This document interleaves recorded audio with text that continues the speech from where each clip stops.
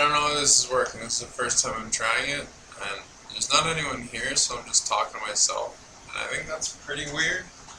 So I'm going to stop pointing the camera at me, and we're going to flip it on, see what we can't do to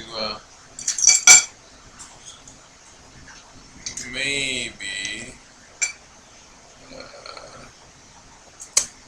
just gonna change my microphone real quick.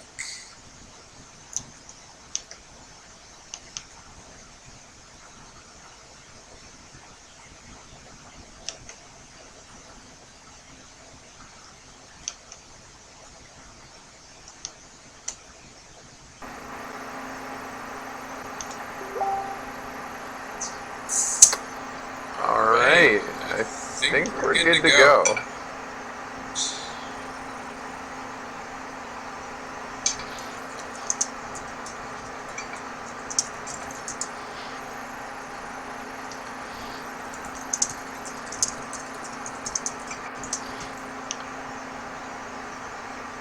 Sorry for the slow start, everyone. If there's ever going to be anyone watching this. Alright, what do I have to do? I swear there was a thing I was going to try and do. Oh, I definitely need to keep that open.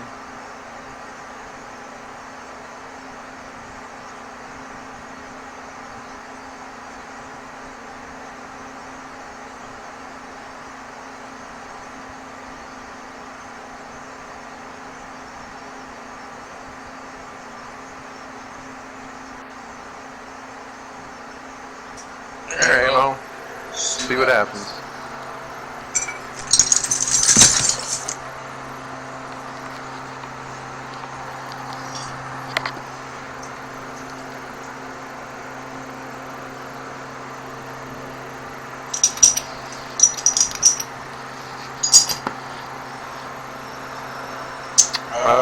So I'm just gonna be cleaning stuff up for a little bit. I got a lot of mess on my bench,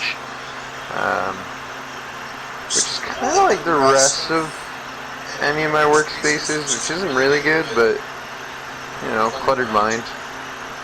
Not much to do about it, except for tidy it up.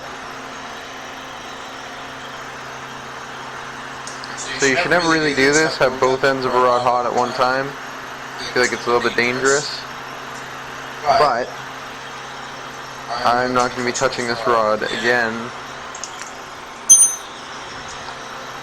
How's the angle? I think it looks alright. I think right now I'm going to make... Oh, I actually have no idea what I'm going to make. This is difficult. I feel like I put a lot of pressure on myself by inviting people to watch. Jeez. Alright, I'll just make a pendant. I call these pendants a color smash pendant for the obvious reason that it looks like a large ball of color has been smashed into a ball of clear. That's pretty well exactly what I do. Surprise, surprise. Super duper easy to make.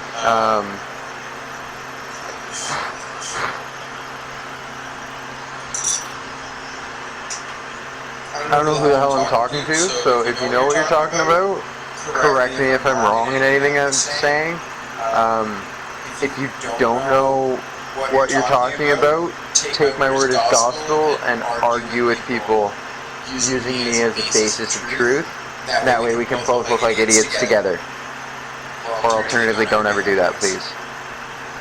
Just correct me. That'd be pretty sweet, actually. If somebody can learn from these videos, and I can out-learn from your videos, that right there is why you don't heat both ends of the rod, even though you think it might be cool. Mind you, stabbing yourself in the hand with a sharp rod is just as annoying. And I need water in my bucket.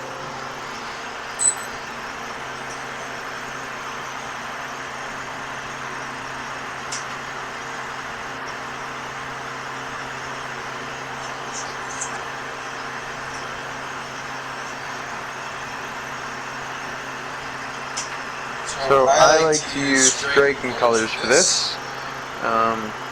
I mostly just have a sample pack of strikers, so I don't really have any rods left. Pretty sure I'm a liar. This, oh, great. That is not a striker rod. What do we have? Mai Tai Pink. Can't go wrong. Now, I've got a really stupid crooked. Oh my goodness, I'm just letting this shit crack up.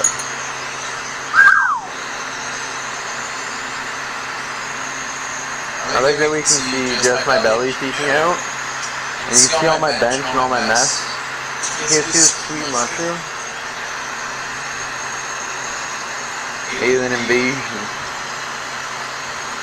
So part of what I think makes this look nice is the reduction that I end up swirling into the different colors. If done enough times, you end up with a nice vortex looking pattern without actually having to go through the trouble of making a vortex.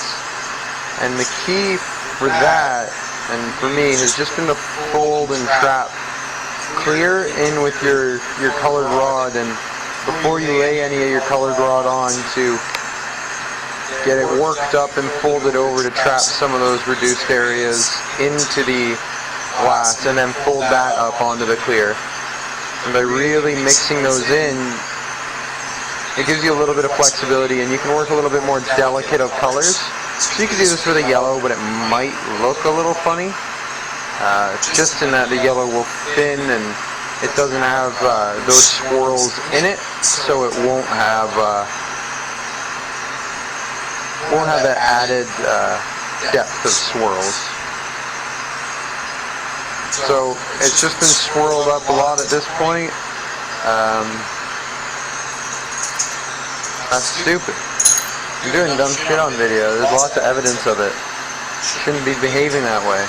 I'm going to keep this rod handy actually.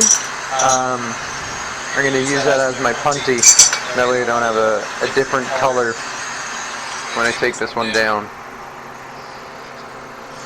At this point I want to use an oxidizing flame.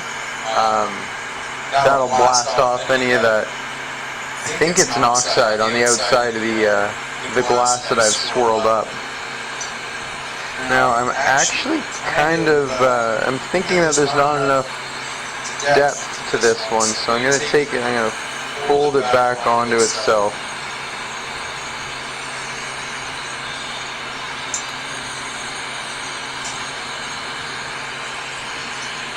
Make sure I'm getting a whole bunch of clear surrounded by that color. So now when we look into it, there's going to be a lot of depth to this swirl, and the different eye spots that were added by me twirling and folding, when they fold flat, will be sticking out into that clear area. I just want to make sure that I'm keeping that twirling pattern, so I'm getting a lot of heat into the core. That way my twisting action that's happening over on the left is actually kind of translating into the core, and I'm not just getting a spiral on the outside. It's kind of twisting up throughout the entirety of this piece of glass. And you want to make sure that when you're twisting off your glass, you're rotating in the same direction as the rest of your spiral, otherwise you'll get a sort of kickback effect, and usually that's undesirable, at least in this specific instance.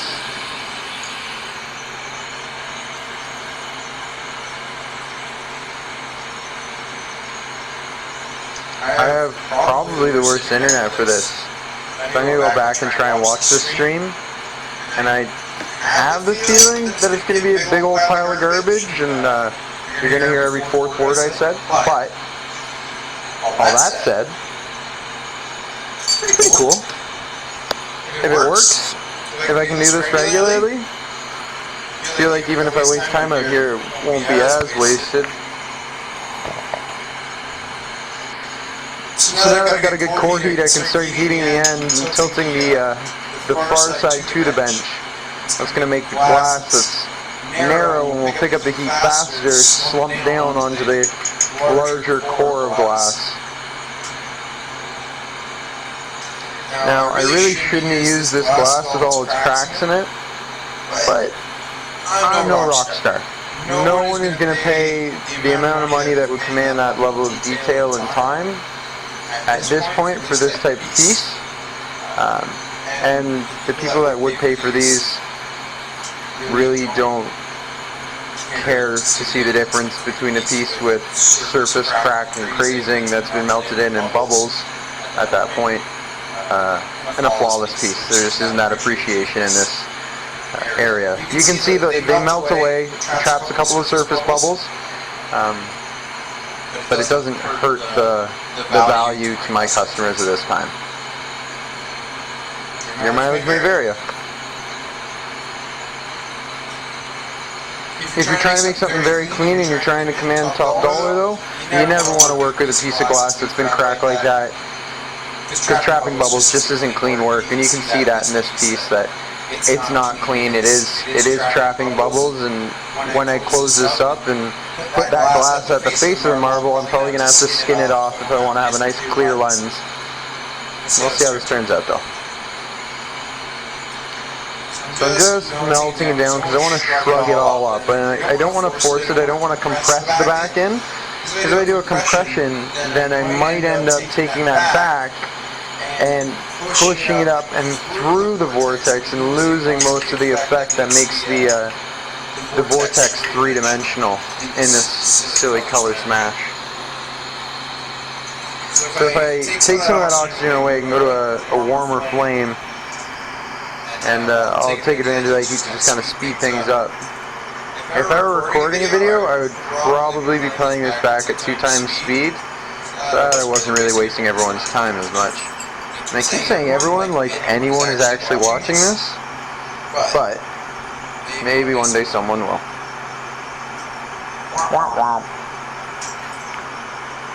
So I'm using heat and gravity to pull this glass down together to get the general shape I'm looking for. I'm really restricted by this cord and camera. Probably not the best setup. I'm definitely gonna attach it to something else. However, it is a nice perspective. It's just like my opinion, man. You want to heat your graphite up before you use it, so as to not cold shock your glass when you come to contact it.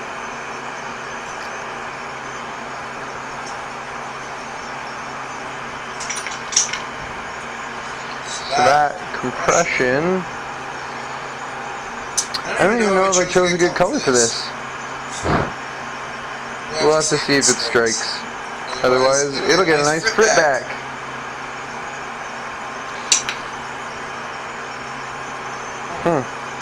Interdust.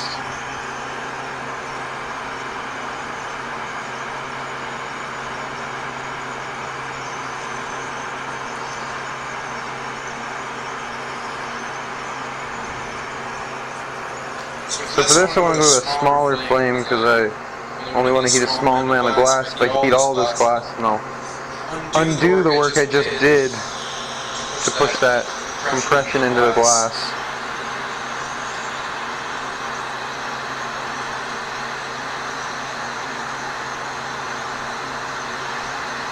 So I'm heating the thinner area. Can't really see it because of the sodium flare. Yeah, I might have to get a filter for this thing.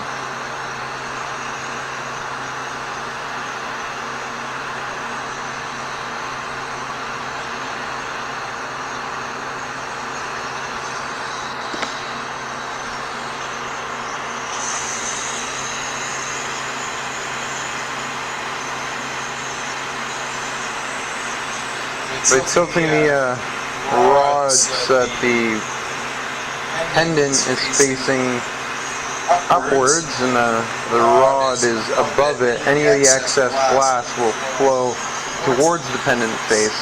If you're ending up with too much glass on the pendant face, You can kind of push back up, then pull back out, and that glass, each time you make that motion, will have a propensity to gather to the bottom side because of gravity.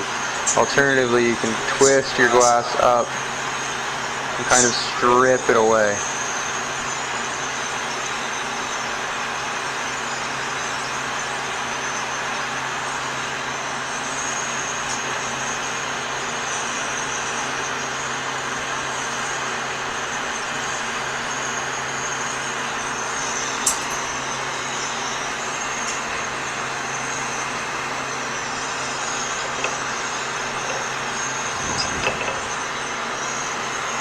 Now that it's taken off of its rod, I'll probably clean my rod up.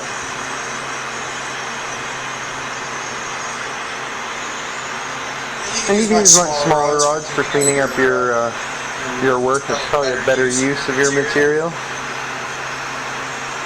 than the crazy stuff I do because I'm a hack. I promise one day I'll know what I'm doing, and I'll actually deserve the ability to talk to people and tell them what for. Like really, I just started December of 2015, so only 7 months under my belt. A few hours a week. I really don't know how often I'm out here. I'd say probably 15 hours a week on average. That might be on a high side estimate, actually. I want to feel good about it. Realistically, I'm probably out here 10 to 15 hours each week. That's nice because it's in my back sunroom. This wouldn't be possible really if it weren't at home. It wouldn't work.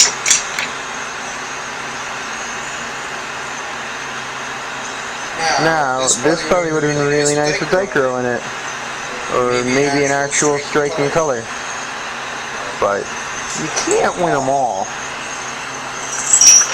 So I don't want to make this pendant any heavier, so I'm going to pull some more glass away.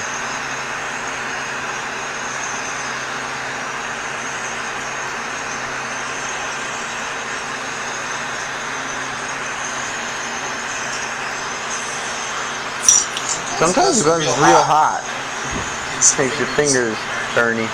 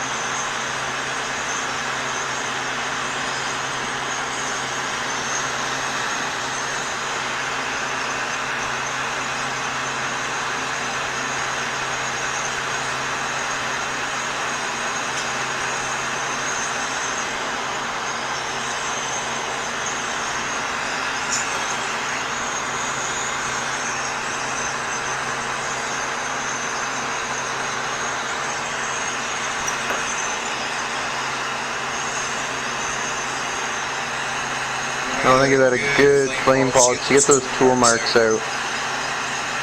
Those tool marks will ruin any of that nice optic property.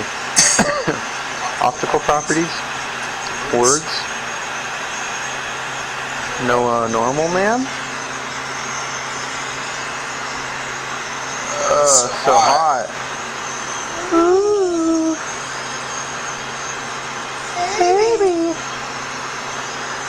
So, I'm hoping this thing just needs to strike. We'll see what happens in the kiln, to be honest. I'm hopeful though. We're just going to put a dark red Elvis tail on this bad boy. So this piece that shouldn't be hot because we were so smart and did this so long ago. Should be able to make a nice cold seal attachment.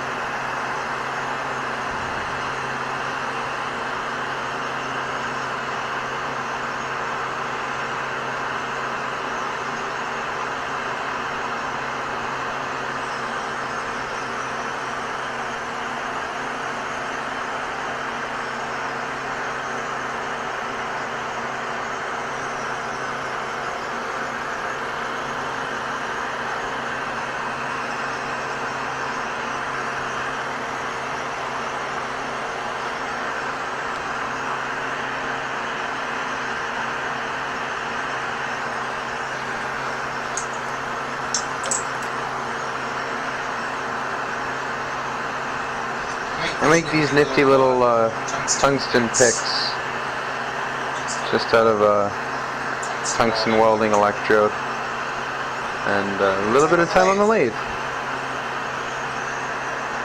That's a wood lathe. I wish I had a glass lathe.